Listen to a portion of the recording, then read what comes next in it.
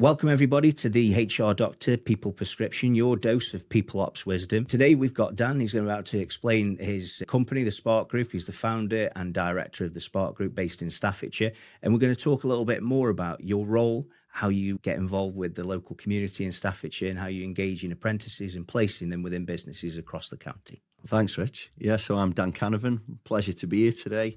I'm the founding director of the Spark Group. Our aim is to improve knowledge of green career paths within schools and education and to help young people and companies to meet their green targets and new roles within that sector. One of the things I find really useful initially when you've got new onboards, people who are new to a business, is to give them that kind of really clear vision of what you stand for as a company, the mission that you're on. And at OES HR, we've got the product called the HR Doctor, and it's all really about keeping your best people and making sure that we say that we partner with companies to be their partner for people and profits. Yeah. And again, really important to put your people first. We say people and profits for a reason because one, if you get the people strategy right, then the other one sort of lends itself to the other. From a training perspective, what do you find particularly useful for getting like a new start onboarded very well in a way that also reduces possibility for them to leave quite quickly after being placed in a role? I think it's probably looking at what your business is about before they even come to you. You know, what do they already know about you, and do they think this is the kind of thing I'd like to be involved in? And then from that initial meeting, so we've just been doing a bit of recruitment ourselves, and we didn't have interviews. What we did first was just like, let's meet each other. Let's have half an hour just talking. Who are we? What do we do? What are we about? And just get that gut feeling of, is this right for both of us, before we even fill application forms in and start going down that route. Because as a new startup, you know, it's about them wanting to take a chance with us as much as us with them. Yeah. And it's a massive move because they might have been working with an employer for many years, quite happy there. Yeah. But the time's come for a change and to do something different, or they see potential of where we might go as a startup. There's no ceiling to it, you know, where somewhere else might be quite stagnant now. Yeah. Or they might get a bit landlocked with somebody above them in a role. That's from a staffing point of view. As an apprentice, the same applies. We'd hope we'd get our prospects to read up, find out what they can about the company, find out what they can about the role and what will be involved. A lot of what we're doing with the current group of young people we're working with is about managing expectations and saying to them, this is what we think it'll be like, this is what you should expect as a minimum. There's lots of rules and legislation about what has to be there as a minimum. Yeah. I don't think you can put a value or a price tag on the other stuff. And that's what makes it more than just a job. And as you're saying, if you can make it more than just a job, they're going to give more than just an employee.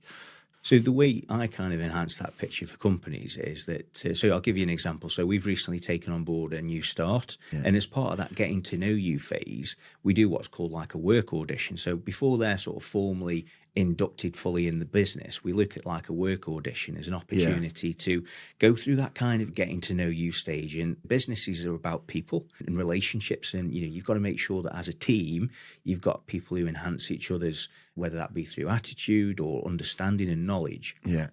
So I find like the work audition is a fantastic way to make sure that first of all they're the type of person that will get on well with the existing team. And also that they've said, you know, perhaps in an interview or something like that, that they can achieve certain objectives within the role. And it gives you an opportunity to really assess, okay, are they capable of doing the type of tasks that they've been employed to do? So the work audition, typically it's a week placement, essentially, where they're still paid for the work that they do, but they're not officially confirmed as permanent in post until they've gone through that work audition. And then as part of that process, it is really about sharing those goals, the mission that a company's on. And what I find a lot of the time, businesses, they kind of miss that initially. With an onboard, like a good onboard for me is that by the end of that first week, they need to understand as a new start, whether it be an apprentice or an employee, what's the mission of the company, what's the vision for the business, and how does the business actually achieve that mission and vision? So it's really starting with the why around, okay, well, why does this company exist in the first place? And what I see a lot is that where companies are doing that, they have a lot less people leaving after a short period of time, so their attrition rates drop massively. But also using that first week as a work audition to establish, is there a good team fit there? Because I've come across it many times where somebody interviews incredibly well, but then when you actually get to the heart of, can they do the job? It might well be somebody who is, you know, gone through the interview process, perhaps not had the best of interviews, but they're the ones that work incredibly well in the job. So the work audition gives you that opportunity, especially where you've perhaps got 2 or 3 candidates that you thought, actually, these interviewed very well. And you just want to give them the opportunity to, okay, are they going to be a good team fit? Are they going to speak to other people within the business in a way that you want them to be, sort of building those relationships? Because occasionally you might find somebody that doesn't necessarily have the right team fit. So you can use that as an opportunity to, okay, we'll assess them. You'll have very clear benchmarks around like ownership. And I'm a huge fan of accountability, which we'll have a chat about today as we go through. But that's about just making sure that you can share with them, right, you've got personal ownership of these particular tasks within that 1 week. I've found it really useful to use the work audition as an opportunity to perhaps give them almost like a standard operating procedure for the week around, right, this is what we expect you to do Monday, Tuesday, Wednesday, and then they feedback on the Thursday and the Friday. So I find that very, very useful to make sure that they can achieve all of the tasks that you've given them for that week. But it also gives you that sense of, are they the type of person that will speak up and ask questions about some of the briefs that you've given them? Or are they the type of person who kind of just goes with the flow and doesn't necessarily question the information that's been given to them?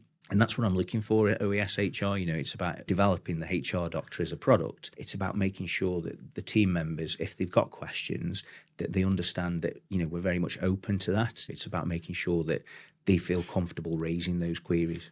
The bit for me you said at the start was about that shared values and objectives and things, because I think it's got to go throughout the business. The best companies we've worked with in terms of looking after apprentices and most successful apprenticeship programs has been where it's not just the person in the HR team or the manager who you do the initial business development way in. They then know that, because the reality is the person, particularly young people, they aren't going to be working with them. They're going to be working with Dave or Sue or whoever it might be, who's going to be their person to point of contact day to day, or showing them the ropes, because 80% of the learning's taking place on the job, not with the one day. But what we see sometimes where it doesn't work so well is where there's separation from that. So you've then got a very sort of clear plan at the top, but the people on the shop floor, the people day to day, aren't as tied into it anymore, or they've lost that contact, or they've never even had it. I'm with you. And that's who the apprentice ends up with sometimes. So they then feel like, well, who's this person? What am I supposed to be doing? Absolutely. As long as that is all common thread right the way through, that's where the most success comes. As that young person goes in, whoever they speak to, they're getting a consistent message. They all know what the aims are. They can speak to people and they're hearing positives. Because if I walked into a bit, it's no different for us than anyone else. If you walked in, you get sold the deal of this is how much you'll get paid and what hours you'll work. And they're bound to tell you how great it is. The reality of that very quickly comes through, and hopefully it is the reality. But equally, if the first person you meet on the Monday is telling you it's rubbish here, I'm looking for another job, it can go wrong very quickly as well. That's not what you want. You want people to all be telling the same story and be on the same page. So listening to what you were saying there, Dan, like what I'm getting is a sense that consistency is really key with these kind of things, to make sure that you can build up like a consistent system. And, I'm a massive believer in that. I think systems essentially create that consistency. Otherwise, within businesses, you might find that there'll be pockets of quality, but that quality of either service or delivery or a certain process that's being followed, it might not necessarily be there without the system. So the way I tend to systemize a business initially for companies that we work with is that we start from the top down. Culture flows down, in my view. So it's about understanding the client, understanding the company that we're speaking to, and understanding their vision, their mission that they're on as a company, and then seeing, okay, well, how can we develop very clear systems that are constantly going back to that mission that they're on. And with that, over time, the more embedded it becomes in your business, the more quickly it is that you'll build that consistency. But good things take time, so it's about really, the way I view it is like any business, it's a bit like an asset. It could be a car, it could be a plane. With any vehicle, you want to make sure that you've lifted the hood up of the vehicle, that you understand what's moving it, the parts that are moving it, the motor that's driving it. And giving it a regular MOT and a regular service. So the way we do that initially, though, is by understanding, okay, well, what's the destination that vehicle's going on? Once we know what the destination is, everything that we do from there links into building those operating procedures. And for boots on the ground like apprentices, where they see that consistency, it's massive. Because ultimately, they start work day one, and they see that everybody's saying a similar thing about the message of the business. They can see that there's that professionalism, that standard in place. And it's very welcoming as well, because humans love certainty. So it's about making sure that they understand, okay, well, if there is that certainty there, it gives them a sense of confidence that ultimately they're achieving the goal of their particular role. So yeah, I think systems are massively important to that. So that could be something simple like a job description to begin with. But actually, it's not only about the job description, it's about the people that are feeding into that. So who are they being buddied up with on day one? Are they speaking to Dave in the warehouse team that perhaps isn't as engaged as they need to be? Or are they speaking to somebody who's very much like, you know, an ambassador for the brand that they're working on?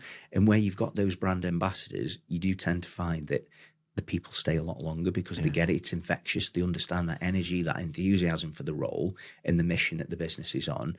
It really highlights to them that this is a welcoming place to be. It's an amazing team to be. There isn't many businesses either that just stay the same. So for me, it's like they're always changing the priorities, the needs of the business, the aims, the objectives completely could be different from one year to the next, from 1 week to the next in some businesses. And unless it's within the culture of the company to have them regular touch points and to say, this is what we need to do now, when everybody's pulling in the same direction. I don't know how they do that, because I know people who have worked for companies for a long time, some big companies as well. They've never had a one-to-one, never had a review. You know, it's like you do the job and you go in and do the same job over and over, and it's almost like the finances got nothing to do with you. This department has nothing to do with your department. And it's such a missed opportunity, I think, because you've got people who could be inputting into that and saying, well, why didn't we do it this way? Or I know another way we could do it. And that's, from an apprenticeship point of view, there's so much coming in with an open mind, fresh, having sort of already gone into that way of thinking. A company that then doesn't take advantage, that's missing such an opportunity, aren't they? A lot of employers I spoke to over the last couple of years, consistently the word I kept hearing they want is curiosity. So they want young people to come into their business to challenge them and to ask them questions. Why do we do it this way? Or did you not know there's a piece of software that could do this or do that? There's so many other things they could be gaining rather than your job is to do X, Y, and Z. And I think that's the culture thing within a business. It's either there or it isn't. And if it isn't, what are you going to do to do it? Because you're missing out otherwise. So a lot of what you were sharing there, what I was hearing is, you know, culture, it was about that curiosity-led. And the power I find in apprenticeships is that you can really shape people to your way of thinking. So as a business, if you want people to really get on board with the mission that you're on as a company, then apprenticeships are a fantastic way to do that. Because like you say, they're new into work. There isn't necessarily the bias there that perhaps other people would have if they're coming into a job having worked for another business for many years. And you can really shape the way that they think and the way that they do the job in a way that's beneficial for the business. And that curiosity, really, you know, that's where the growth is. So we're huge advocates at OES HR, and especially with the HR doctor. The whole point of that service really is to build curiosity through effective questions. So you can use things like the HR doctor app to gather the information you need to make an informed choice. And I view it exactly the same way with an apprenticeship joining, as much as a fully fledged member of staff joining a business.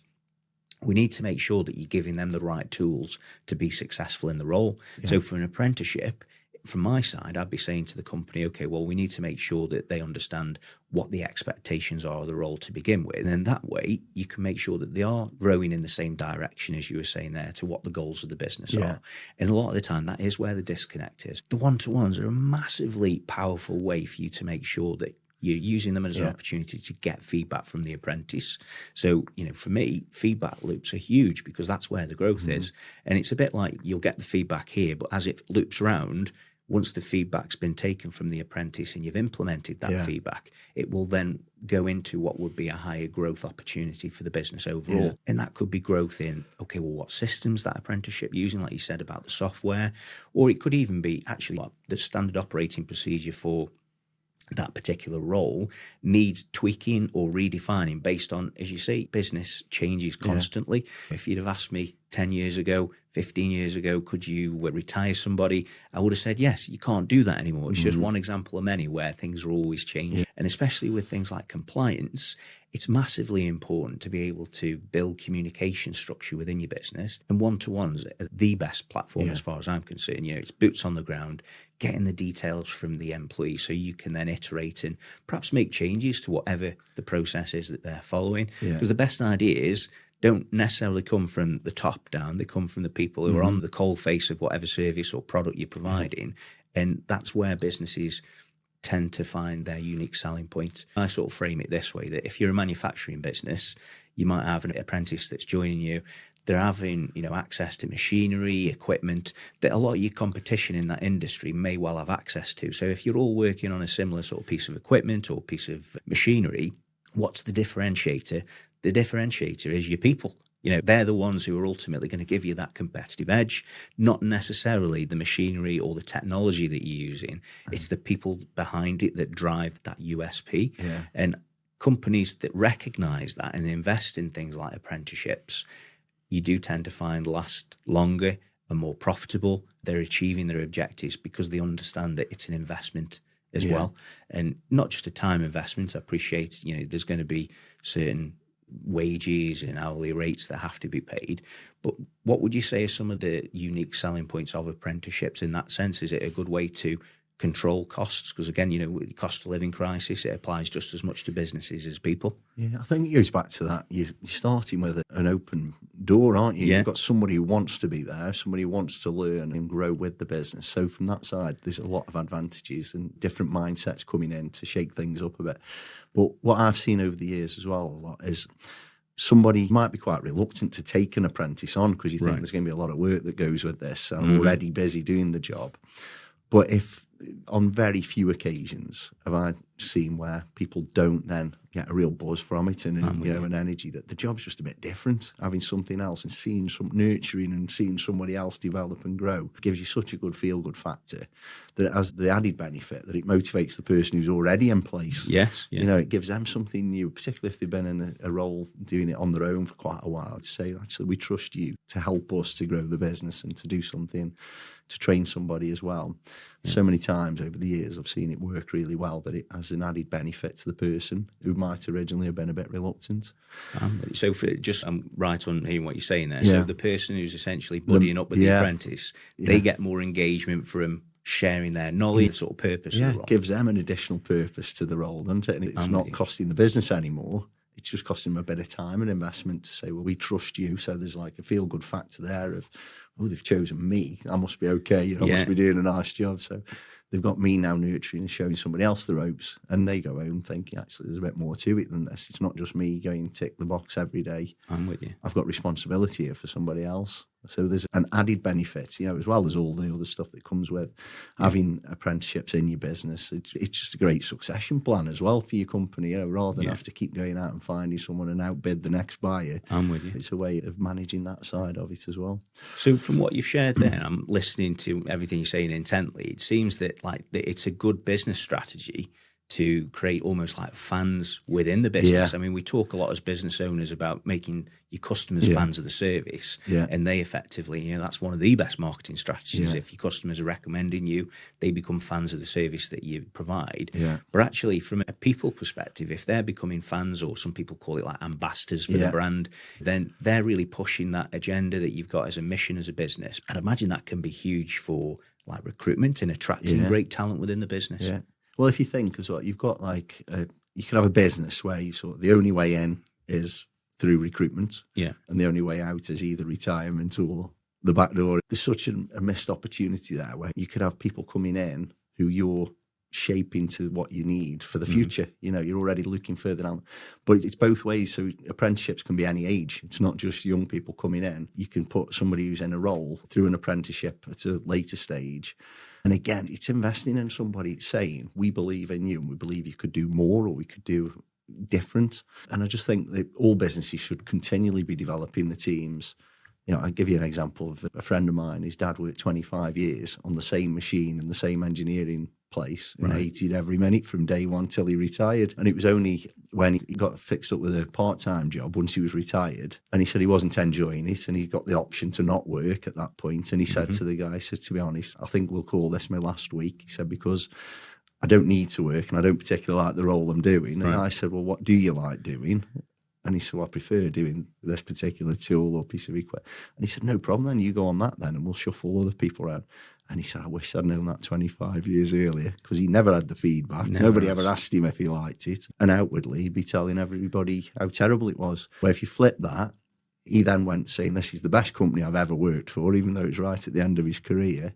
Same with apprentices. It's not just that person. They tell all their friends. They tell the family tell all their friends that it's the son or daughter's being well looked after, or they're in a role that's continually being invested and developed. And that's your reputation, and so other people will want to come and work there. And that's how much would it cost to try and sell that kind of a message? And recruitment's hugely expensive. Ultimately, if you've got your people team that are actually developing those opportunities within, like you say, the families, friendships, and recommending, this is a great place to work, then actually that has a pounds and pence value in terms of it reduce the amount of recruitment costs, because ultimately a lot of it's coming through referrals. So it's exactly the same, as somebody would market a business. You want to make sure that as a company, you've got a fantastic place to work that ultimately markets the value that you're offering to local markets or international markets to a certain extent now with remote work. We're in a world where everything's based on reviews anyway now, aren't we? So you don't buy anything without having a look at how many stars out of 5 you get in. It's from holidays to things you're buying online. It's everything. You can see somebody, because we trust other people's views. Yes, absolutely. The salesperson's always going to tell you it's fantastic, aren't they? So we're hearing that from an outside of somebody perhaps that they know. Absolutely, 100% more valuable. So you speak about trust there. And again, that's one thing that I find that with good businesses that have fantastic teams, there's an aspect of trust built within that company already. And trust's one of those things. It's a living thing. Trust is something you have to work on. It's a lot like going to the gym. You've got to make sure that you put your reps in and the muscle gets stronger. And trust, you can build trust through making sure you've got very solid systems and processes in place for your people teams. Yeah. And that could be something really simple like having an onboarding checklist. So one of the things that we do at the HR Doctor is we provide an onboarding checklist. It's like a blueprint really for, what does a good onboarding look like? But actually the key question we're trying to answer with that onboarding blueprint is, how can we build trust with this new start that they remain and stay with the business? Because the last thing you want, I've had countless stories from business owners where they've had a new start join, and within sometimes a day or two, that company has lost that person because perhaps they've not been a good fit to begin with. Well, what's the difference between a healthy onboarding and a not so healthy onboarding? It is really about that clarity. And with that clarity, that process, it builds the trust up to begin with. So I'd encourage everybody out there to go onto the HR Doctor website and just download the onboarding. It's completely free, but it's a really useful way to make sure that essentially you've got what would be a standard in place for your onboarding. And of course, there's things that you can tweak to make it more personable and more personal to the mission that you're on as a company. But generally with processes, you tend to find that, based on the last 20 years of doing this, you find out what works well and what doesn't work so well. And that's based on what would be the last 2 decades of experience of working with different businesses. So making sure you get the onboarding right is massively important from my side for a new start. But from an apprentice point of view, so if a company's out there and they're thinking, okay, well, perhaps we do need to explore apprenticeships, where do they go? Like, what's the first sort of touch point for you? Well, I guess it depends what sector they're looking to get into, because we've got a fantastic apprenticeship offer across the county. Part of my role is I'm the Chief Executive Staffordshire Providers Network. We've got 25 members that between them can basically deliver every apprenticeship you've ever dreamt of. So as a young person or a family member of that young person, you can go on to the Institute for Apprenticeships and Technical Education, go onto that website. That'll list any vacancies with employers. You can read up about the apprenticeship standards. You can type in what occupation you think you're interested in. It'll tell you what apprenticeships are available in that. It'll also tell you then what knowledge, skills and behaviours you'll learn throughout that apprenticeship to make sure you think, actually, this is something I want to get into. The tricky bit is probably matching that with what's available at the time you want to do it. I'm with you. Because we do work in quite an academic year focused world where employers don't.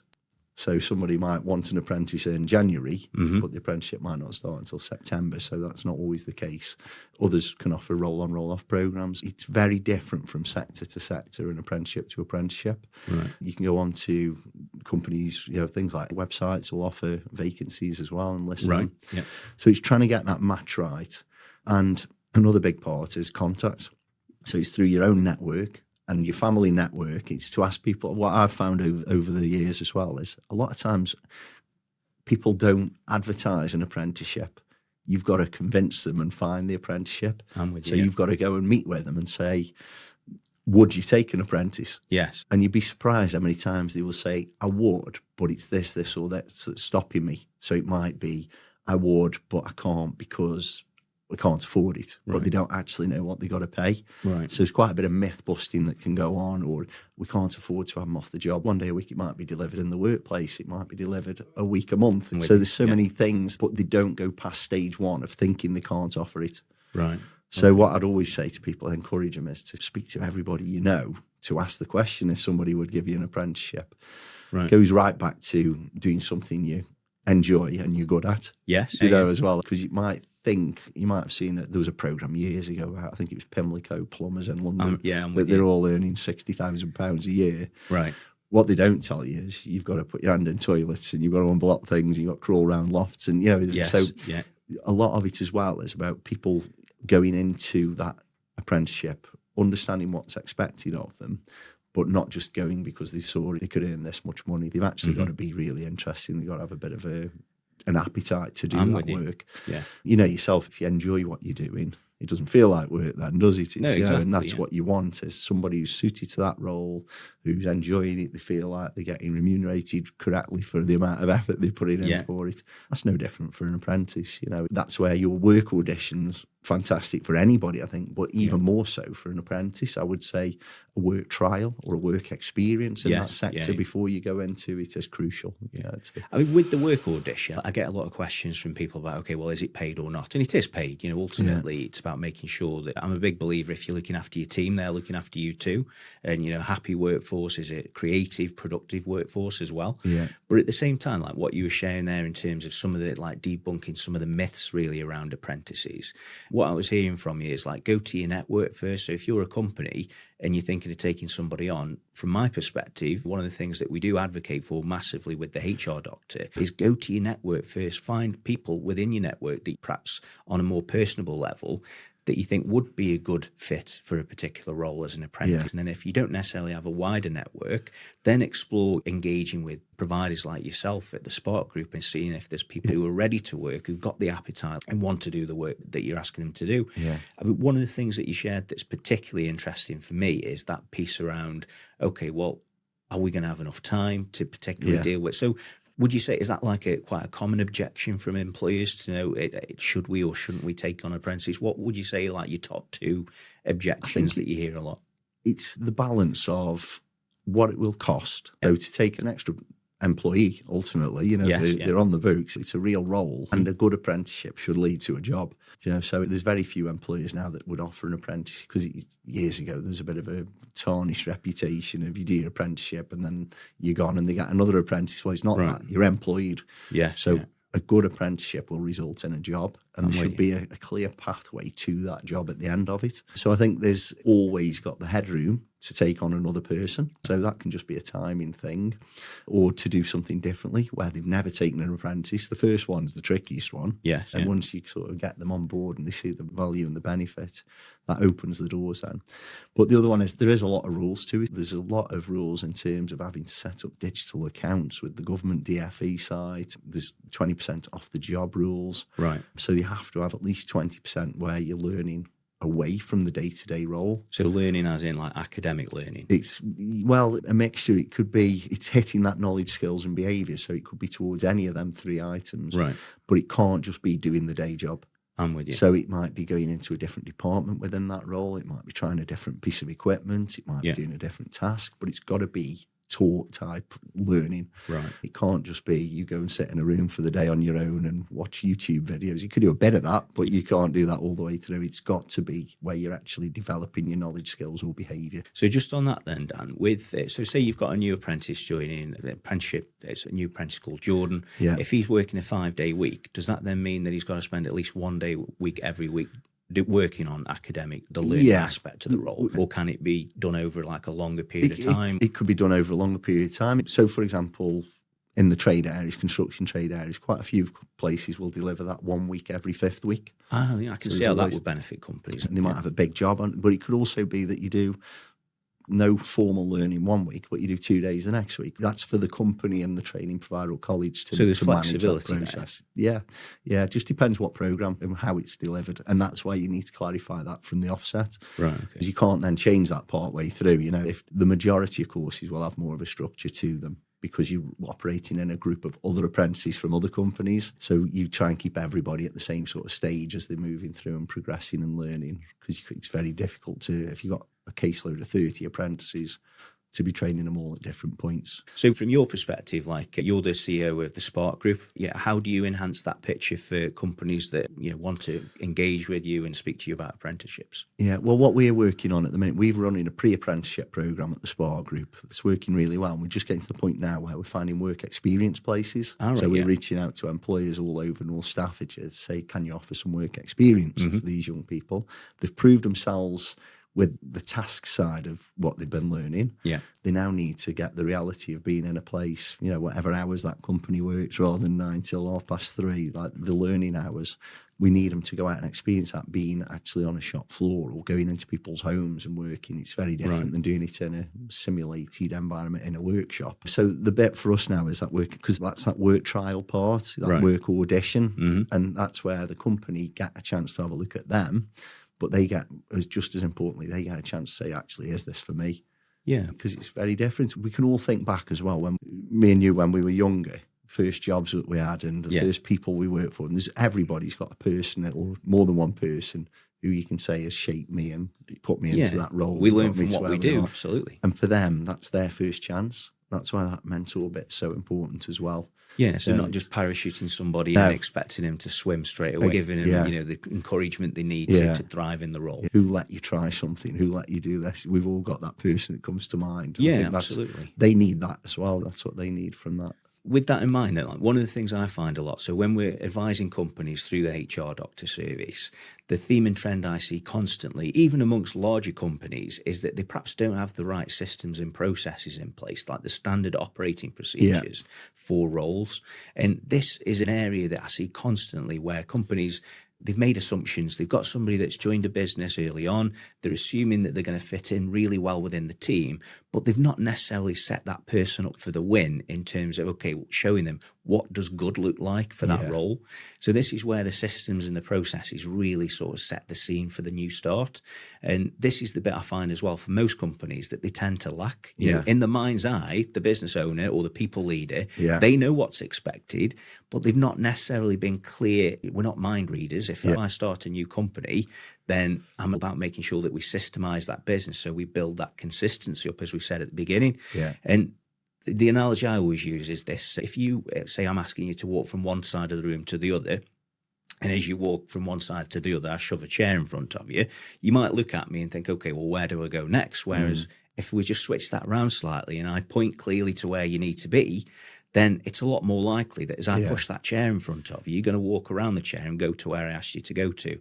And that's the power of the certainty, and humans crave certainty. And the way you do that, in my view, is by building the system up correctly to begin with. So you're effectively using the analogy, construction, you're giving them the tools to do the job correctly to begin with. So you're setting them up for the win. So what I'd always encourage employers to do is say that, okay, if you're employing somebody, it's a new start, whether it be an apprentice or an employee, permanent employee, give them the tools to do the job to begin with, because they're a lot more likely to thrive and succeed in that role when you've set them up for the win, rather than working on the basis perhaps that the mind readers, because they're not, we see this constantly. Like one of the exercises that we do, which will lead in quite nicely to the next part of today, which is about personality and how that personality can really create a dynamic team. And you need all kinds of personalities within teams. But essentially it's about making sure that we set them up for the win, put the systems and processes in place that allow them to achieve that role. But you do that first and foremost by having a bit of a skills audit within your business. Where are the gaps within your team that you need to fill in order for that business to thrive and succeed the way you need to? And where companies do that and they put the right systems in place, it just so happens, the data all suggests this, that they're a hell of a lot more profitable as well. So there's a pounds and pence reasoning behind it. And it is an investment, but it's an investment that hopefully will give you 5x return at the end of it. And that's what we try and work to. I can sleep at night knowing that if you're working with us as a client, I'm always trying to achieve that 5x return in everything that we do. And that can be measured. When we talk about personality, it can be measured in different ways. But I always suggest take a view of your team initially. What kind of personalities do you need within a business in order for it to thrive? So what would you say from an attitude perspective that you try and encourage within apprentices? So if you're an apprentice listening to this now, what are the key sort of attitudes that you'd expect them to show if they're on site? When you were speaking then, something come up where I was thinking what works really well as an apprentice or anybody going into a new role in a company. I always think the best way to understand what the business is doing and how it does it is by going and seeing it and trying it. Yeah. So if you have an induction program that lets people try different parts or go and see different departments, depending on the size of the business. Yeah. I always think that's really important, but not just from a point of view of understanding each other's roles and having a bit more tolerance for why people do things the way they do it. Mm-hmm. You've also likely to have a bit more cover. If somebody's off, somebody else could do some of that role and cover you on it. But I think there's just building up their own network of who they know. Lunchtime when they go and have a sandwich, they've got somebody else to speak to other than the mentor that they're speaking to. Yeah. So there's something in there, I think, that we've seen well. And that's where, again, an apprenticeship can be really good, because sometimes it would say, I'm trying to give you an example. You might have within lean manufacturing, somebody who's in quite a repetitive manufacturing role. The apprenticeship requires that they do more than what they would do in that normal role. So they would either have to go and cover that somewhere else in a different department or with a different company for a day to get that experience. So it broadens the horizons of the business as well. Right. Because sometimes you can't cover everything yourself. So you might need, as a provider, you bring in expertise to cover that skills and knowledge. There's a gap.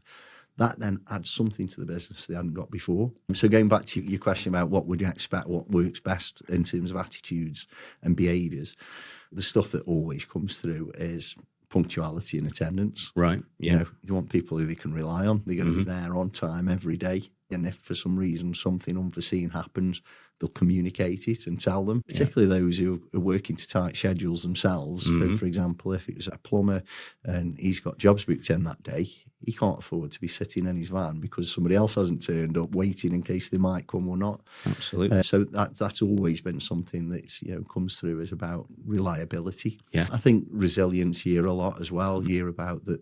If something isn't going the right way or overcoming a problem. So if something you're working on isn't going to plan or it's gone wrong or whatever, it's learn from it and move on. That's the best learning, isn't it? It comes from feedback. When something doesn't work. You learn more from things going wrong than from things going right. So I think they love that sort of problem solving and ability to overcome when something's not going straight to plan. I was in a school talking a couple of weeks ago and it was the same thing about what's required. Right. Basically, we had 10 people from 10 different roles and the young people stereotyped us all into what roles they thought we did. Right. And then we had to say, right, what are the key skills? And pretty much everybody said communication skills, team working. And I think that's just a given in most roles. But you do need to communicate, you need to interact with people and chat and, have the informal discussion as much as the formal. Because you work a big part of your day, exactly. It's a long part of your life. So you want to actually understand personalities of who you're working with.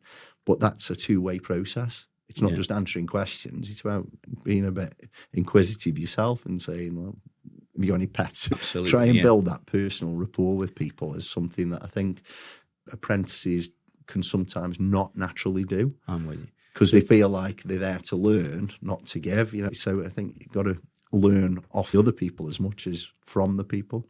Exactly that, yeah. And like you say, with any employment relationship, and it's a relationship, it's a two-way street. Coming back to what you were saying there about feedback loops, I mean, I'm a big fan of Confucius, like philosophy around like old Chinese philosophy. Yeah. And I always say, there's like 1,000 lessons in defeat, but only one in victory. So it's about reframing those opportunities for growth, which they are. And if they are struggling with a problem, how are they overcoming that problem? That's really what's going to shape their resilience, as you were talking about there, and, building up what would be a great team environment. Yeah. So, I think from an apprenticeship perspective as well, employers sometimes, that from companies that I've spoke to over the last couple of decades, They see it as almost like a one-way street, Yeah. that it's transactional. We're bringing on an apprentice to fulfill this particular role. But actually, yeah, that's part of it, but it's not the full part. It's about, okay, well, what can we learn from the apprentice in terms of how we're structuring the team? Have we got good team dynamics going on? Because where you do have that, productivity goes through the roof as well, and that's really what the whole point of this podcast really is about, showing companies and apprentices that there are opportunities for growth in the UK jobs market. And one of the ways that you do that is through apprenticeships, engaging people who want to learn. And every day is a school day, as far as I'm concerned. There's always things you can do better and improve upon. And, with that in mind, it's really important that businesses know, okay, well, what are our options available? Do we go with an entry-level post, or do we perhaps bring somebody on board that we can shape and really build from the mission that we're on? So from the HR doctor perspective, okay, well, what's the mission? You kind of touched on it a moment ago. We spend a hell of a lot of time at work. So for the OES HR and the HR doctor especially, it's about developing environments where people can thrive. And with that, because we spend so much time at work, it's important that we do create those right environments, that people enjoy the work that they do and find the purpose, that, and play to the strengths as you were touching on earlier. But the only way you can do that, it doesn't happen by chance. There is a system you can follow, step-by-step, performance management processes, one-to-ones, great way to do it. But, you can also use things like OKRs, which are objectives and key results. And again, that's about being really clear on, okay, we're engaging Jordan, a new apprentice. How do we make Jordan aware of, okay, well, am I doing a good job or not? We have to be clear about, look, these are your objectives. These are the key results that you have to achieve. And I usually break it down this way, a simple analogy of, think of the objective as like the dream outcome for that particular role.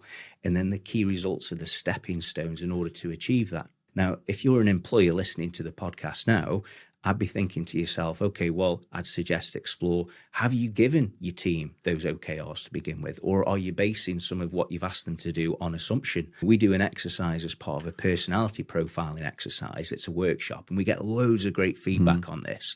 So you and I, we're from Stoke-on-Trent. We call each other Duck constantly. Hey, up, Duck, how you doing, Duck? And we use a Duck exercise at OES HR, where essentially we'll go to a team of people, could be 12 people in a group, and we give them a load of Lego. Now, if you're like me, I probably haven't played Lego since I was about 13. But when you give them Lego, they look at it and think, hang on, what's all this about? Why are we asked to use the Lego? And essentially the task is this. What we'll say to them, each of the 12 people attending the workshop will say, right, okay, I want you to build a duck. And that's the only instruction that we give them. And what we're trying to demonstrate to people who are watching the workshops is that there's more than one way of doing things. And typically when we say to them, we give them a really sort of clear objective of create a duck, we'll get to understand a little bit about their personalities and how they achieve it. So, for example, somebody who's very people-focused, who's very relationship-driven, they tend to call their duck something. And it's just a bunch of Lego pushed together. And you'll see them and they'll go, oh, yeah, this is Mallard or, whatever. And immediately you can pick up on things about people's personalities. So they tend to be very people-focused. You'll have somebody saying, let's do it this way straight away. And decided how to do it. Yeah, exactly that. And they'll be very driven, very objective-driven, outcome-driven people who just want to get stuff done. And a lot of business owners are like that. But from a people team's perspective, this duck exercise, what it demonstrates to any outsider looking in is that you might give somebody a very clear instruction about, create a duck with some Lego. But guaranteed, 9 times out of 10 over the years I've been doing those workshops, what you'll find is that there'll be 12 different ducks in the room, completely different. So what does that show you?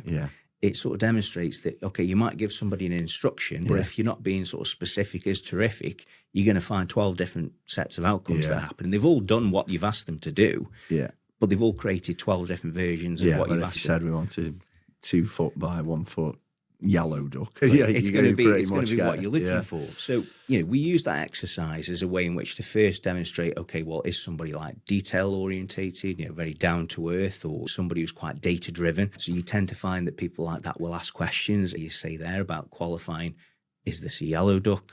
What's its beak look like? How big is it going to be? And the people orientated people, they'll be saying, oh yeah, we're calling this Sam or whatever, give it a name. But then the really interesting part of the exercise is what we'll then say to everybody in the room is that you've got to break down the duck and create a completely new one. And what we're looking for there is how they approach change management. because people don't always like change. Yeah. They're not a big fan of change. So immediately that exercise gives us a really good test of the temperature of the team about, okay, well, who's a bit more open to change management? Who needs a bit more hand holding to go through that process? It's funny, like, when we say people don't like change, but people like things being better. Absolutely. Sometimes the change gets you somewhere better, and it's out. That's the bit you've got to overcome. I mean, what I normally suggest to companies, and again, this is something that we do at the HR Doctor constantly, businesses that thrive tend to be very adaptable. So with that, you need to make sure that as a company, you've got people within your teams that you've set up for the win, that you've trained them in how to be adaptable. Because it's like anything, it's like a muscle. The more they do that repetition, the stronger the muscle becomes. So going through those kind of exercises is a great practical way to open people's minds up to, actually, you know what, we can do this. You know, we were asked to do a duck, we did a duck. We broke it down, we created another duck, and everybody did it. And it demonstrates that adaptability, but it also demonstrates to the people who are perhaps a little bit more conscious of, oh, I don't really like this. This is Mallard. Why do I have to break down Mallard and build up another one?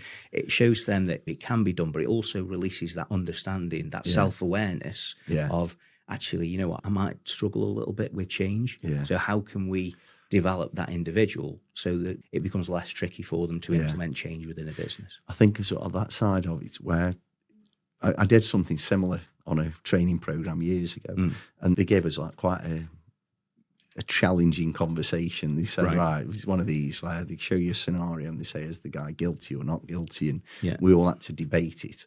Unknown to us, what they were looking at was, how do we debate stuff? Okay. And I think they said at the end, I was cringing out because they said I'd interrupted 15 times as part of it. I'd interrupted people, but they said I was also the only person who brought other people in specifically, those that were a bit quieter. I was going, what do you think about that? You know, so there's pros and cons to your personality. The people who were sort of sat back, not contributing as much, came up with some of the best arguments. And it's about, how do you get that out of people and nurture? You know, like with the duck, there'll be 3 people who straight away already know in their heads, this is the duck we're doing. Like, but the best duck might be sitting there quietly, saying nothing. So that's the power of self-awareness, in my view. So the way we enhance that picture at OES HR is through psychometric profiling. And that's really about giving people a really clear understanding, that self-awareness of, okay, well, what behaviours do they go to in a default position? So what you've described there, I see that a huge amount in teams. I used to lead a team of 16 people and there'll be people within that team that were very quick to open up and explain something that we weren't doing correctly.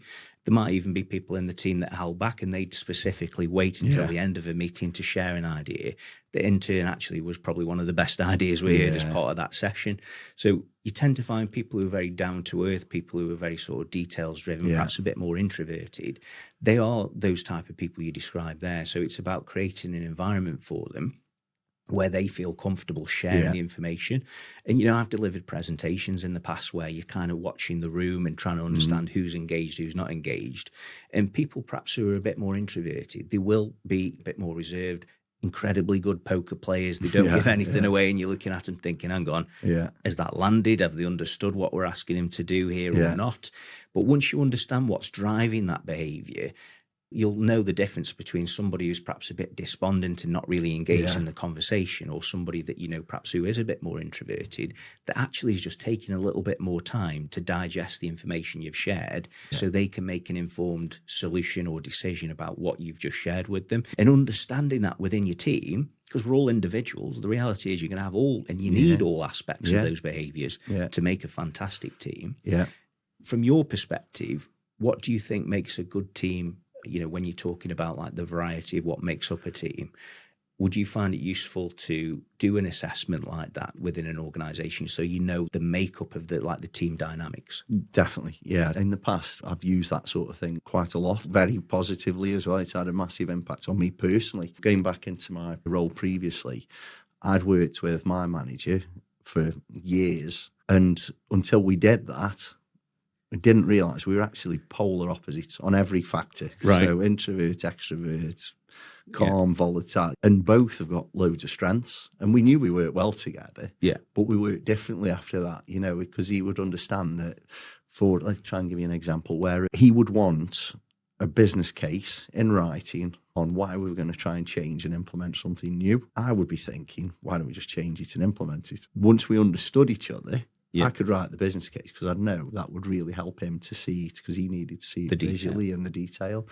So it's just about removing some of them barriers and things between us. But going back to the apprentice in the workplace, that's the same for your existing teams, isn't it? So exactly. You've got people who might be silently turning up every day, and you're missing an opportunity there to get the best out of them, for them to contribute the most that they can to the business as well. 100%. I'm fortunate of setting up the Spark Group. The first recruits I've taken on, I already know, and we've been through things like that previously. Yeah. So we were already hitting the ground running, that we understand how each other work. And we're all very different. Right. And that I don't want to recruit replicas of me. Exactly. I love the fact that we've got differences, and that's what's going to give us a richer business and skill set to deliver what we need to deliver. I think that's a key thing from doing that. It's worked really well for me in the past. I guess the valuable one is that, because I'm quite extrovert, is that really trying to bring the best out of the quieter people in the room. I went to a launch in September last year for the Greater Manchester, their new baccalaureate, the technical pathways. Right. And I was sat next to a guy from Cloud Cognitive Gaming. Right. I never heard of them at that point, but they're building the world's biggest game, 800 million crowdfunding so far. Amazing. And he was telling me, he said, when we go to recruit, because they need developers all the time. Yes. Yeah. And he said, we'll go to these gaming events and things. And he said, I have a queue of people forcing CVs into my hand. And he says, and the ones I want are at the back. Don't come and speak to me. I'm with you. He said, because the creativity is happening over there a lot of the time. He says, we need to get that balance right. But you also need the other people who can encourage them and bring them on. So it's having a rounded group, isn't it? It's like you say, making a richer team overall by finding that power in diversity and that power of like bringing people together as well. There's an inclusion to it. The course we did at Staffs Uni as well, the Masters in Entrepreneurship, the first module that we did was around self-evaluation and 100%. What motivates you, what drives you. That was huge for me. Yeah. Because at that point I was going to go off on a bit of a tangent, and very quickly it came through. My driver is seeing other people develop, and that's number one by a mile what pushes me. So I've got to go back into that world, to do that. Exactly. And I think that's where you and I are similar. I get a huge amount of satisfaction of helping other people to achieve their purposes. Yeah. And the way I do that initially is through creating the right environments within workplaces that are a best place to work. Because like we said earlier, we spend a hell of a lot of time at work. I mean, I get asked questions a lot around like personality, and I'll give you an example. So if you want an apprentice that's very bubbly, because they're working in groups a lot, then I'd be suggesting as an employee, well, you need somebody perhaps who is a bit more extroverted rather than introverted. Introversion, like a lot of people say, I'm naturally more introverted than extroverted, and that I'm the least shy person you'll ever meet. But at the same time, all that means is that I just get my energy from a different place. So like an extrovert would perhaps get a lot of energy from being in a room full of people, and you can see it really fills their cup. Whereas somebody who's introverted perhaps gets their energy a bit more from reading a book or doing a project on their own. But again, there's strength in both sides. It's a matter of understanding, okay, well, if you've got perhaps like a more detail-driven project that's needed, then you might need a bit more of that introversion coming through for that particular role compared to somebody who is, say it's like a sales position or some kind of a telesales working in a group environment. You need that extroversion going on as well. So it's horses for courses, really, in my view. It's about making sure that you've selected the right person with the right kind of personality for the role. Because the last thing you want to do is work in a position where it doesn't sort of, again, coming back to playing to your natural strengths, you tend to find people enjoy the things that they're good at. So then it's about, okay, well, if we give people self-awareness, we can give them almost a competitive edge so they can know, actually, that job's going to be for me, or no, that job isn't for me. And of course, we're complex creatures as humans. So sometimes there is a paradox. You can be introverted and extroverted. Yeah. So then it's about understanding, okay, how do you flow between the two and compose yourself in a way that allows you to be productive as well. Yeah. So we can help with that through the psychometric profiling and making sure that we give people that enhanced understanding of themselves. And we're different people, we've got different personas. You and I know this is us taking a selfie persona. This is how we portray ourselves to the world. But then if you're anything like me, I'll be completely different when I'm at home surrounded by my family. So there's different personas. Like we've got everyday personas, underlying personas. I mean, how often do you see that where you just know somebody's in the wrong role? You can see 100%. The customer-facing roles. You'll walk into a room or a reception and you sort of, they won't even look up at you. Exactly. And you're like, that's your first welcome. I've had that this morning, dropping my car off at the garage. And I went in and I was like, is anybody going to speak to me? And I was like, yes. That's my first impression of that place. I've never been there first before. Impressions count, and you think, like, that's the wrong role.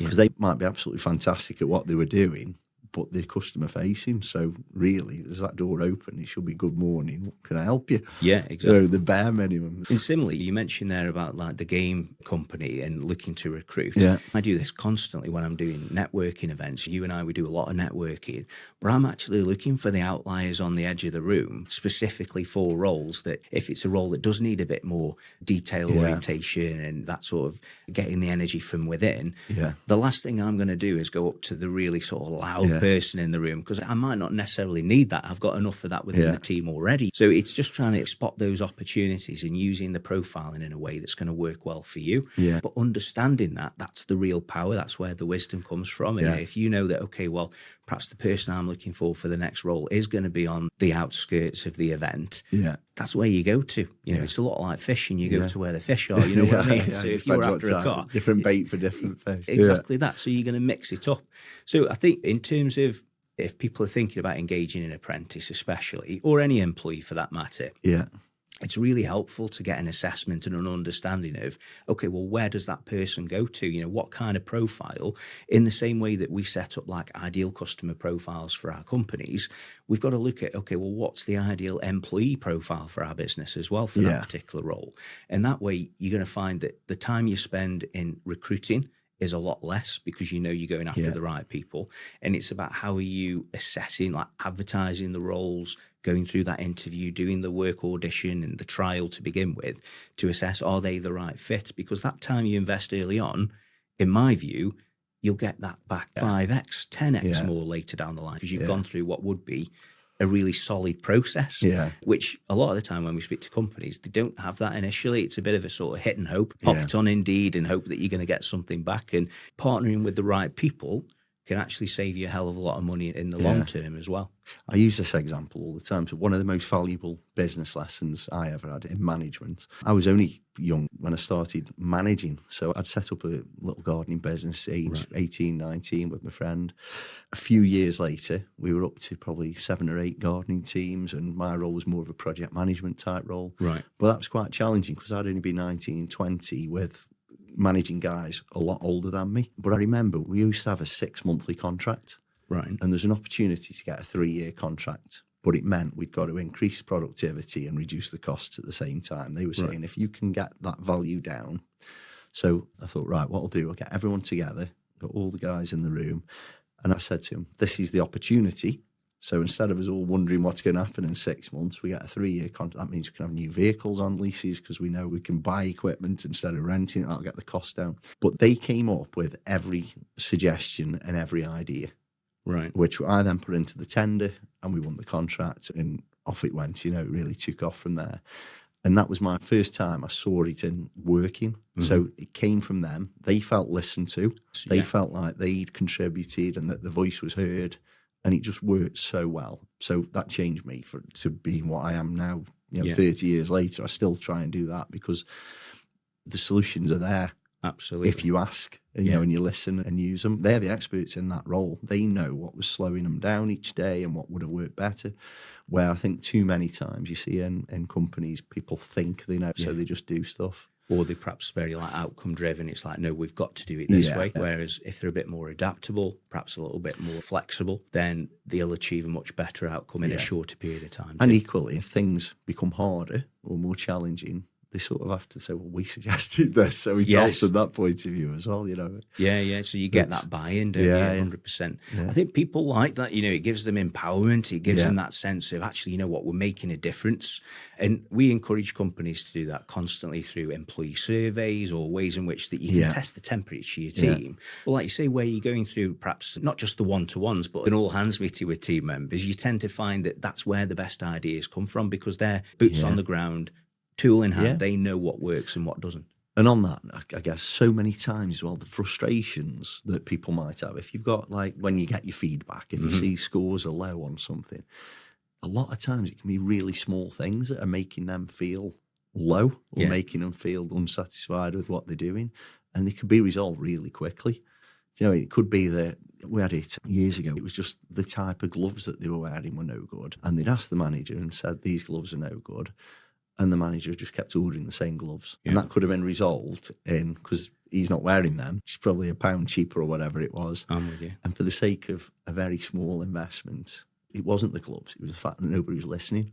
Right. That was just a symbolic thing. That was one example. And there's a few of these where it was minor things, but they were then using them as like a measure of, does the manager care? And it's like, well, we've suggested these aren't good enough. They haven't done anything about it. They don't care. And it becomes a bigger thing then from nothing. And coming back to what we were saying earlier, Dan, that's again about encouraging that trust within a workforce so they feel comfortable sharing that information to begin with. And, you know, it takes time. Good things take time. But to start it off at the beginning of the journey, if somebody's joining you, so they understand this is how we do things, this is how we operate, and we want to empower people. The flip side of that one was I was speaking to an employer, an engineering company from Cheadle. Last year, some work I was doing with the chambers. And I asked, one of the questions was around sustainability and the green agenda of the business doing anything on that. And the guy I was talking to, he gave me an example where they'd said, right, we want to do more. He said, we've already done a little bit. So we said, would anybody like to form a green task force for the business? And he said, we had 4 or 5 different volunteers. They went off and looked how they did things and what type. And one guy came back and said, I think it was either a lubricant or a solvent that they were using. He was saying, I've researched it, and for £5,000, instead of us keep buying it and paying to have it disposed of, we can buy this machine that cleans it and you can reuse it. And he said, send me the link, we'll order it. And we ordered it. And he said, he's like a different person. And he's like proudly telling everyone he saved the company 10 grand a year in disposal fees. Absolutely. And it's making the business more sustainable. It's paid for itself twice in the first year. But it's like little things, you know, it's giving people the opportunities to try something different or do something different outside of their day job. And that's always takes me back to apprenticeships. But them are the golden nuggets that make the apprenticeship special. Because anybody can tick all the boxes of the apprenticeship standards. It's the added value, it's the extras that make it memorable, make it special for that young person. And that really comes back to that core part of the mission that a company's on. And ultimately, the only key differentiator in my mind for any business is its people. Because, you know, we can all have access to technology and have a computer in front of us or a piece of equipment, machinery, whatever it might be, gloves, you know, whatever it might be. But it's the people that are delivering, the people who are creating, that ultimately make the decisions and actually create the value more so that differentiates you between your competition. So businesses that I speak to who look at it as an investment that, you know, you want to encourage people to learn, empower them, they're the ones that really thrive in the marketplace as well because they create that resilience and that adaptability we were talking about.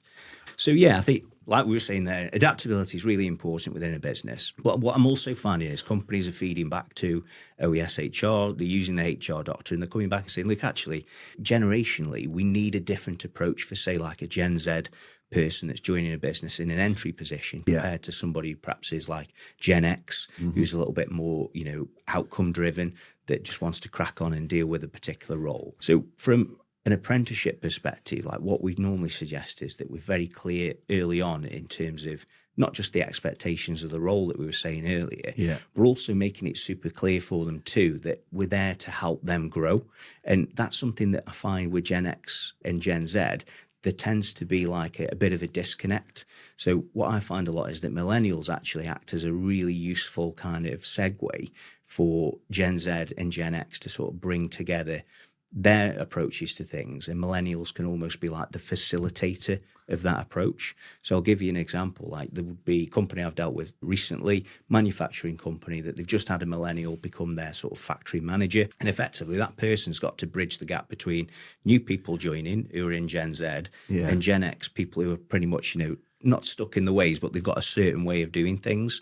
And they found it incredibly difficult to sort of bridge the gap around communication. And the way we suggested that they approach it is to really empower the Gen X people to get involved with the new entry posts and Gen Zs to share some of that knowledge. And sometimes Gen X can be a bit precious over that. They don't want to give too much away in case their role becomes redundant. And it's not about that, you know, it's about the mindset that people have.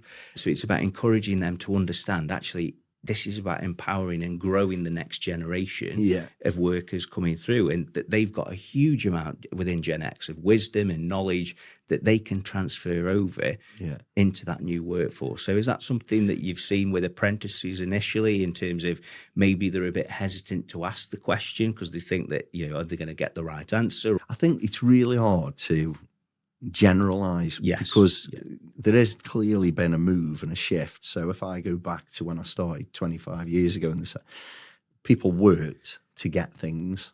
Yeah. And to buy a house and to buy a car and a better car. It was like go on holidays. It was that kind of driver. And I think there has been a shift where some of that's become out of the reach. You know, it's almost impossible to get started as a 18-year-old thinking about buying a house, isn't it, nowadays? Absolutely. The ages have moved well into the 30s. So I think there has been a shift of that, but there's equally been a shift for this instant gratification, of like YouTuber money, Instagram money. So that's the other side of it. But it's a generalisation. So I'm working with a group of 8 and they're all on the phone, as that's what you hear all the time. Well, that's not true. I'd say 4 or 5 of them are probably on it too much. I'm probably one of them. Yeah. But there's a couple of them that just aren't bothered. We had one last week who said his phone's not working. I said, you can get it fixed. He said, maybe. Right. Not that bothered. Can't generalise it. Everyone's like that. There's still people out there who aren't bothered. Some of them, we've got them now putting phones in lockers at the start of the day, and there's ways around things, and they do work better when they're not distracted by it. Yeah. But equally, what they can do on the phones has got such a value as well that for certain subjects we're encouraging them to use it, and I guess that's the same in the workplace. But there's a lot of misconceptions about this is how all Gen Z, millennial, it's not always the case. And the same goes for some like working out more non-verbally, mentally, verbally, whatever it might be. It's hard, I think, to group them because ultimately they're all different people, aren't they? We can't label. I mean, I'm using that as a way in which to sort of like simplify the introduction. But there are those there's definitely stereotypes, aren't there? You know what I mean? And that people have in their minds. There's a trend for different things. Yeah, and I think that whilst it's useful to understand, okay, well, what labels are we attaching? Like you say, actually, there's a lot more nuance than that. There's so different layers to people, and it's not as easy as saying, well, that person's this or that. Similar to personality. Really, we've got a blend of a variety of all of that. But what I do find is that companies that are adopting that understanding of actually, we do need to perhaps adapt our approach to somebody who's like a Gen Z joining an organisation compared to a team that's very well established or a team that's been doing the work for a long period of time. Understanding that and having that approach brings value to the whole process as well. I think one thing I feel really strongly about, I think there's something been lost about not having the opportunity to have part-time jobs and jobs when you're aged 14 to 16, 17. Yeah. Because I know personally for me, that was brilliant. I think that's what set me on my way, got me used to working with people and being there on time, and some of them things that aren't there now because it's not just 16, they've got to be in education till 18. So it's quite a big gap to then suddenly drop into the world of work. 90% have never had a part-time job, and I think there's something been lost with that. And it's been done for the right intentions around safeguarding and prevent and various things around data protection, and so it made it really hard for employers to do that. Yeah. But I do think there's something been lost as a result of that. I mean, I'm always a big fan of coming up with solutions to any challenges that we come across. And I say to my team constantly, if you've got a challenge that you're dealing with, try and come up with 3 solutions to that challenge and let me know, okay, well, what's your most favourite solution to the challenge that you presented? And it gets them thinking a bit more critically about, okay, well, how do we overcome this? A lot of pushback I get from employers initially is that there's perhaps individuals not using their initiative. Then it's about, okay, well, how do we set up an environment where they know the expectation is you use your initiative. Yeah. We've got to really spell it out to people to begin with, so it builds up that consistency in how they're dealing with it. So one example would be, a company approached me a few months ago saying they had a new start that wasn't quite getting on, and perhaps it was a confidence thing. This Gen Z wasn't confident dealing with the work. And initially I said, well, in order to give that person confidence, they've got to really sort of build up a portfolio of evidence that they've done what you've asked them to do. And it was like, well, they've got that. They have been doing what we're asking them to do, but there's this disconnect that they might not believe enough in themselves to do it. Yeah. So the solution there was, okay, well, present them with the portfolio of evidence, go back to your one-to-ones and show them, recognise them what they've been doing, and immediately you will see a difference that will build a confidence. Yeah. So people think that this, that there's a confidence in what you do, or you sort of get it serendipitously, it just comes and it arrives. Yeah. But actually, if a Gen Z struggling with confidence, I'd always compel them to go and look at the evidence, what they actually done. And if that portfolio shows that they've done what they're expected to do, that will naturally build a confidence anyway, So how do you facilitate that as an employer? You make sure that you've got good recognition programs, and you make sure that your simple thank you notes won't cost anything, but actually thanking somebody, being specific, about what somebody's done correctly, that instills the confidence that they need in order to thrive in the role. So if you're an employer out there, I'd be saying to you, look, if you're not doing that currently, trial it, give it a trial for a couple of months and see if that develops the initiative that you're looking for within the team. Start recognizing people for things that you actually are measuring them against. And it's just the informal thank yous, just so somebody knows they've worked on something, they've done it successfully, that you've noticed it. I think that goes such a long way. And obviously that can progress into all sorts of other ways of recognising, but it's the minor things, I think, as much as anything, that go the long way. 100%. And consistently doing it. That's the difference. It's not just once and then, I thanked him a month ago. Yeah. It's like, just keep recognising, so you did a great job with that. If somebody's produced a report for you to take we had a project last year where we did an evaluation report. It's the first one of that type we've done. Right. And it was fantastic. And Deb, who did it for us, I would say to her, as soon as I saw it, it's absolutely amazing. But then the feedback from the company we did it for, they shared that with me. And then I shared it with everyone. So look how greatly it's been received. Exactly. And it doesn't cost you anything. And it's like, we know now we've all got a confidence we can do more of this. There's an opportunity for us as a business to go into a bit of a different sector than we were in. And from, like you say, the business's perspective, I always use the analogy of like the business is like a bus, making sure you've got the right people in the right seats first. That's the really valuable part of understanding who sits where. Yeah. But then, making sure that your 8s and your 9s and your 10s are recognised in a way that they're No, I always suggest to companies, try and find your plus ones or your multipliers within the business. Well, the way you find your plus ones and your multiplier is by measuring it. You can measure things like recognition in the work that they're doing. You can give yourself that opportunity that, you've got an 8, for example, somebody who's like an 8 out of 10 within the business. Yeah. They could easily become a 9 or a 10 out of 10 by rewarding the correct behaviours, the correct type of work standard. And that's where you do multiply your value as a business. And especially what's really exciting now is that we can use technology. The HR Doctor is one of the technologies you can use to really enhance your people leaders' understanding of, actually, this is a good way of turning that 7 out of 10 into a 9 out of 10. Yeah. So it's not just making sure the right people are on the right seats of the bus, but then it's about making sure that they stay on the bus, because they're the ones that you want. And I always suggest as well that if you've got people on the bus who are not meant to be on the bus, you've got to make that decision, grasp the nettle early on. Yeah. And one way you measure that is through, how are we recognising that person? If they're not getting a lot of recognition and you're consistently using it's habitual within the company, then perhaps maybe they're not the right fit for the bus, in which case they need to come off the bus as soon as possible. I've already, just having played with the app a bit over the last month or so, it's like having an independent friend to run things by as well. It's really, really helpful, just to say this, it'll come back and say, this is the right way to do it, and have you considered this, this and this? It's really handy, that is.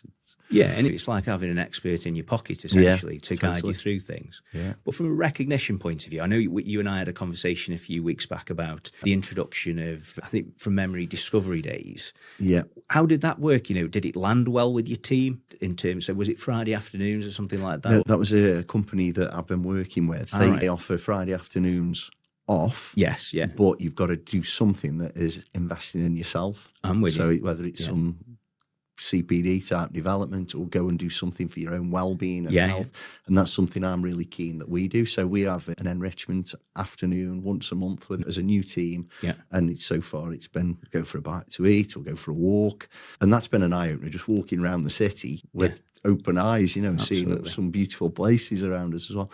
But we just chat as we're out walking. Yeah. And it's been so valuable for us as a little reset rather than having it in a meeting environment. Just to have a chat while we're out there and say, how's things going? How are you feeling? I say, cover everything, just from chit chat to work stuff as well. It's costing us nothing. It's a bit of a time investment to go and do it for a couple of hours. But it's been really good for us as a team to keep coming back together in an outside the office environment. Previously, we've used things like go and have a breakfast on us, you go take your team out. It doesn't have to be monetary financial reward. It can be something where it's saying, have an hour on us, have a couple of hours a year, go and do this. That's worked really well previously as well. Yeah, I think those opportunities as well. I mean, that's something we certainly advocate and encourage clients of SHR to really adapt, like walking meetings. There's something about moving forward that kind of builds a momentum around ideation. And like we said earlier, the best ideas come from those who are delivering on whatever business service you're offering, product you're offering. And it gives them that platform to share. And, there's technology out there you can use now where you're essentially just making notes as you go, like voice notes as you go, to capture all of that really helpful information. It's then not lost. And I think a good analogy I usually use for like recognition is it's a bit like sunlight for plants. The only way your plants are going to grow is by offering them the sunlight and giving them the recognition that they deserve to be healthier and more productive teams. No, I totally agree, Rich. I want to create this environment at the Spark Group where people want to come and work with us because they understand it's a great place to work, what the objectives are, why we do it, and they feel like they're recognised for doing it as well. So it's a win-win, isn't it, for us and them? Yeah. So for our next guest, I'll be sharing some more information on YouTube via our YouTube channel. You can also get access to today's information, some shorts on our Instagram, all of which I'll include in the detailed description below. If you'd like to reach out and connect with Dan Canavan, you can also utilise the information below, and the information's in the description. So connect with us online, social media and LinkedIn.